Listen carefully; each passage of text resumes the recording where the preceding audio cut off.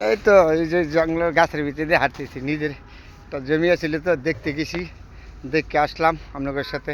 এই যে আইল দিয়ে হাঁটতেছি, আমার পিছনে দেখেন না, এটা হলো আইল, এই যে আমার আইল, এই আইল দিয়ে হাইটা যাচ্ছি আর আপনাদের সাথে কথা বলছি। বন্ধুরা, কত না সুন্দর আমার নিজের জেলা, যেন আমি ভুলতে পারি নাই। যখনই আসি তখনই আমার নিজের গ্রামে এসে আপনাদের সাথে ভালো মন্দ নিয়ে শেয়ার করি।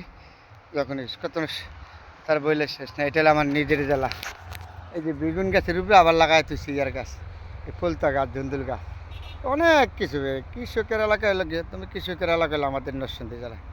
যে কোনো ফসল করে আপনার কুফসলের জন্য, তরকারির জন্য রাজা আমাদের নরসিংদী জেলা সবসময়। আজকে পুরো না, আগের থেকে যেটা যেরকম আমাদের জেলা কাঁঠালের জন্য একটা বিখ্যাত, লটকলের জন্য, তরকারির জন্য আমার এই এলাকা সর্বত থেকে বেশি বিখ্যাত।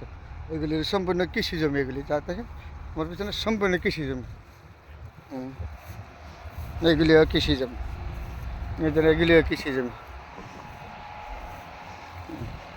এই কৃষকদের কাজ দেখেন আমাদের এলাকার। আগে লাগাইছে বেগুন গাছ, এটি হলো বেগুন ক্ষেত। এই বেগুন গাছের উপরে আবার লাগাইতো সে যে পলতা ধুন্দুল ক্ষেত লাগাইতেছে। দূরের ইশাল্লাহ, আল্লাহ পাক কত বড় নেয়ামত দিয়েছে। তারপরে এই এলাকার মানুষ তো বেশি পয়সা পায় না, তো দাম কম পায়, তো গ্রামের মানুষ তো দাম একটু কম পায়, কম পাইলেও তারা সুখী। এই যে বটবুটি গাছ অটোমেটিক হয়ে রয়েছে, এই যে বটবুটি একটা গাছ, ছোটো একটা গাছও দেখেন কত বটবুটি হয়ে রয়েছে। আল্লাহ পাক কত বড় নেয়ামত দিয়েছে, তা করতে কেউ ধরে না। এদিকে যদি আপনার স্বর্ণের জিনিস পরে থাকে, কেউ টাকাও ধরে না। এটার জন্য সর্বত থেকে বেশি ভালো আপনি পরে থাকুক, কেউ টাকাও ধরে না। হ্যাঁ, এই এলাকার জন্য সুখী আর কি। স্বর্ণের জিনিস পরে থাকলেও কেউ টাকাও ধরবে না।